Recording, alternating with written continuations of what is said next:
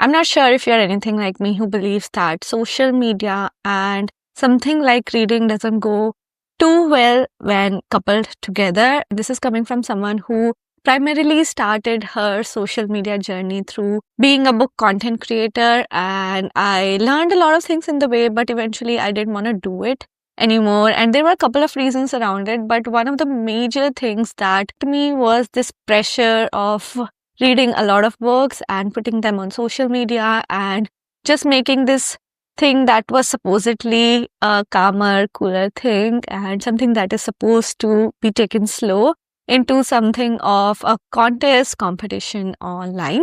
And also coupled with the fact that a lot of readers who are on social media have very extreme opinions, which is true for most people. That is not wrong to have. But also the fact that there is also a kind of snobbish attitude online where only one kind of readers are good, or if you read certain kind of books, you are better than someone else, and all of those kind of things, which to me is very counterintuitive and not the goal of reading. Reading to me, as I have known it over the years, is something that I have enjoyed, and it has opened up my mind to various different opinions, diverse people, and it has just made me a very open-minded person. And to see that the same very people who are readers be snob and sort of look down upon other people was not really good for me. I'm not that kind of person.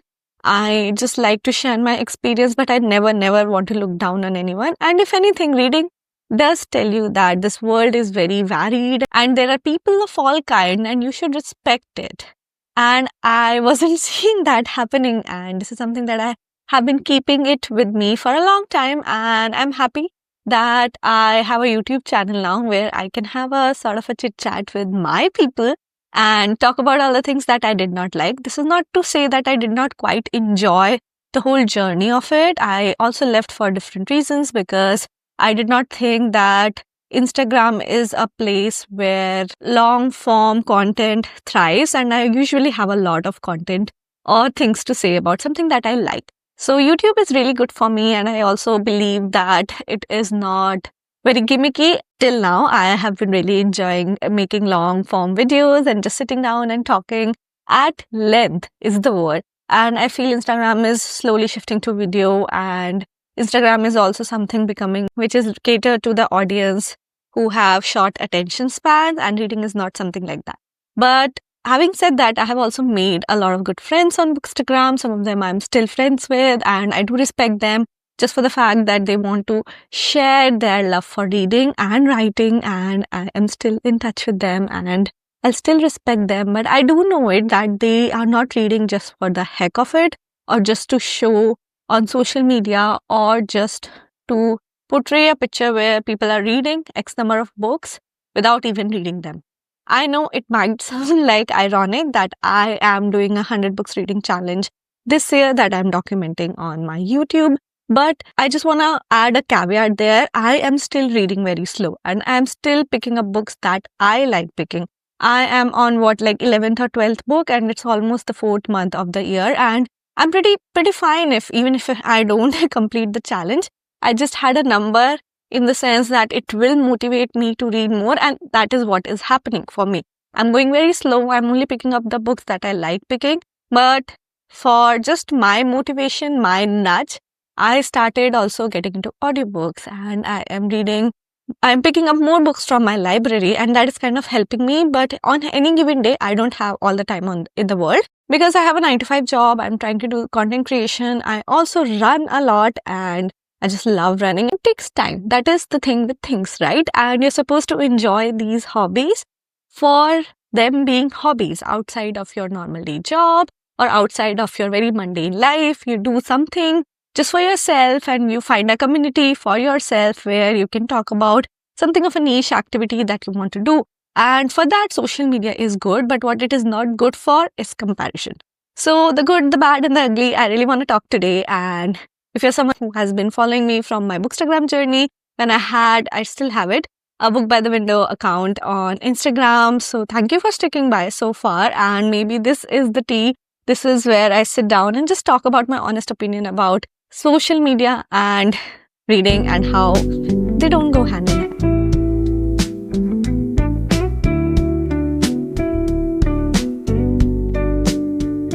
guys, welcome back to my YouTube channel. This is Pooja at A Book by the Window. I hope you guys are doing good. I hope you guys are reading good.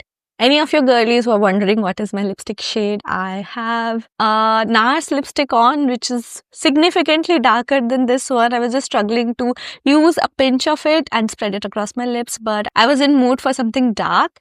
And this one is really good. The formula is nice. It spreads around nice. It's not gonna come off. That is all I wanted today.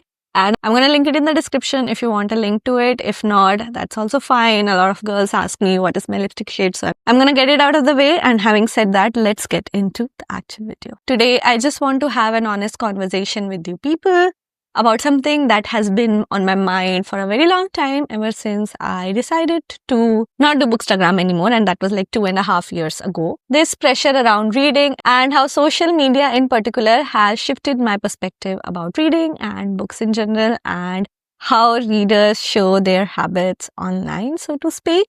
I have been creating content for a very long time, and I started off by creating book contents. And while initially it excited me a lot, I was having a lot of fun taking pictures and having that aesthetic around it.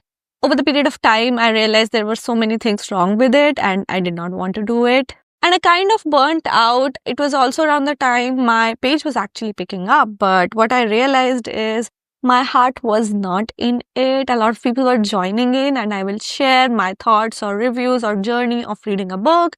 But it was also becoming only about the aesthetic of it. And I do know a lot of people following me just to look at pretty pictures of the books. And that is fine, but that's not what I wanted to do eventually. I really am a person who likes to read a lot. It was coming into my way of becoming a reader at its core, in a way where I genuinely pick up books for the joy of it and spread that joy around. So that was not happening, and I also just got ticked off by a lot of things that happens on social media behind the scenes. I know it because I have been in the community for so long, and I couldn't relate with that community anymore. You know how you go to your job and you have your co-workers and you see them every single day, and eventually you do kind of feel yourself as part of that community. I wasn't feeling it. I really thought out of place, and reading is a place which I really feel like I fit in there. And ever since I was a little girl, when I used to not feel welcomed anywhere, I would go to my books and feel very welcomed in the books that I had. And in this community, I wasn't feeling like that anymore. I feel now BookTok, Bookstagram, even maybe this YouTube is very governed by trends and what are the popular fantasy books, romance books.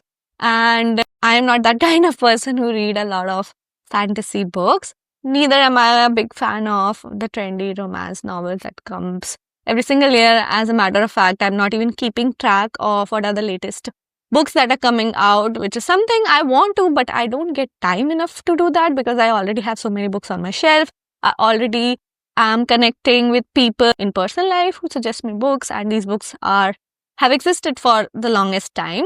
And also, I am more into cultural literature. Maybe Indian literature I really like, and I have been tapping more into it. I really like Japanese literature. Is very popular on media, on social media, but Indian literature is not, unfortunately.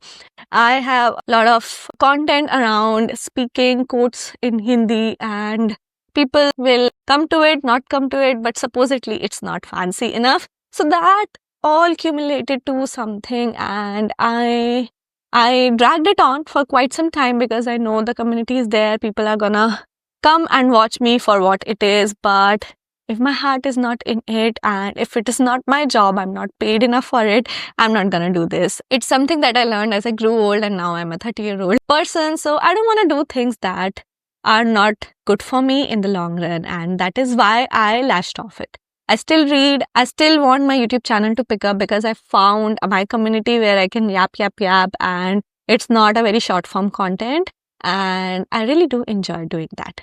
So that is my experience. But I also want to go into how it is good in some ways, but also if you take it to an extreme, like any other thing, it is not really good, and it just takes away the joy of the simpler things in our life. As anything, social media in access is not really good. I'm not the first person to say this, but there are some opinions that I have and want to share with you guys. Honestly, when I first started sharing about my books online, it was incredible. I was at a point in life where I felt very lost and I wasn't connecting a lot with people. And this community gave me a lot. Like they welcomed me and I felt at place there and everyone was very receptive. I would be in book clubs online and it was good in the beginning. But over the years, Bookstagram has also changed a lot. And with that, people came and went, they got burned out, algorithms keep changing, and not everyone not be on that wagon wheel. What do you call it? Hamster wheel? Yes, sorry, hamster wheel to keep churning the wheel. And with that, a lot of OG creators that I used to connect with dropped from Bookstagram. I also grew a bit older and my mindset and my life also evolved into something else and I have different outlook towards things. And with that, I wasn't really aligning with what trends were prevalent on Bookstagram or internet. But having said that, the people, the audience was still there and they really did appreciate me for what I was reading. And they still do it because a lot of my OG audience came to YouTube and they really wanted to know about the reviews and extended version of it. And they came here and they showed me that they really genuinely connected with me because they also wanted to read more and for the love of reading and they want to just tap more into it, which is very good, which is what I want to do. But then when you are a social figure, you have this burning pressure to perform. You have this building competition or comparison with other creators and it's all about, hitting the big goal and doing things to the extreme. And I'm also someone who takes care of her mental health because my mental health was not really good in my 20s and I was getting burnt out quite frequently. And as I said, I was not relating a lot to it. And I'm pretty sure a lot of you guys might relate to it because when you see fine and dandy content creator online reading like, let's say, hundreds of books a year or like seriously like tens of books a month, which is not possible. I used to do that before, but I had a lot of time at hand at that time and I would devour books. I would also get review copies around the time. I would feel this pressure to review them and to bring out a review in a limited amount of time. I wasn't even getting paid for it, but I had this pressure to perform for my audience and also for people who were sending me free books. And I just want you who is listening to this video to understand that it is not always very exciting. Maybe eventually I will take this as a job if I'm getting monetized on YouTube. I will take it as a job and I will also think of this as something like a part of my job that I don't enjoy doing, but I have to do. But for a normal reader, if you are a reader, you don't have to compare your life with me. If you do that, you are gonna come into a pitfall that is not for you to begin with.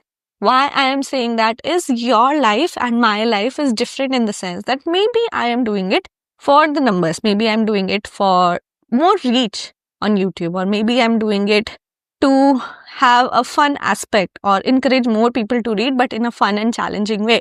But you choose what part of it you want to take and you build a habit around it. You also come to this channel or any other creator's channel and check if this is a book that you have read or you wanted to read and there is a review available and you do see me or anyone else as, as a person whose opinion you will trust. So you will come to the channel and maybe know about a book, but it's not like all the books that I am putting on this channel are for you. What I'm trying to tell with this story, with this little anecdote is you can go to social media, you can get inspired by all these pretty book pictures, people reading so many books and whatever is the trendiest book online.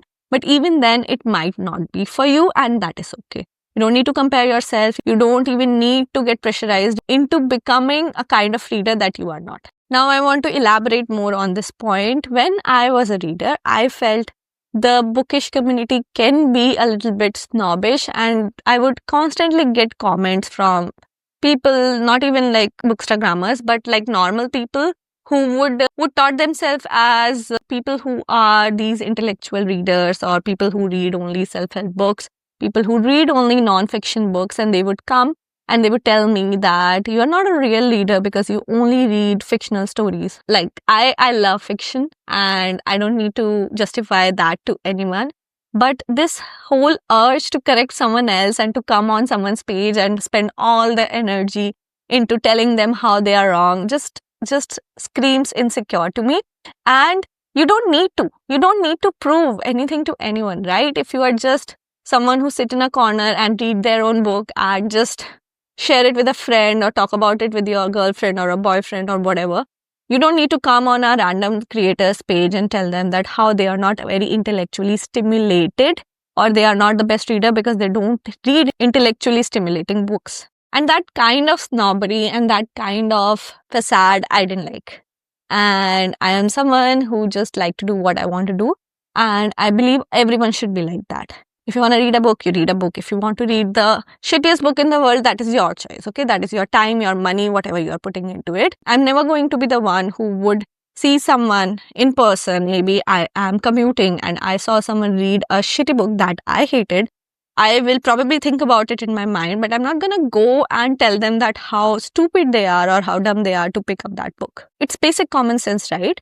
You can understand as a human being that people have different opinion, people have different bandwidth, people are at various stages in their life and they might enjoy a book, they might not enjoy a book. You can have a constructive argument, you can have a constructive discussion about these things every once in a while, but it is not but it's not for you to decide what someone should read and what someone should not read.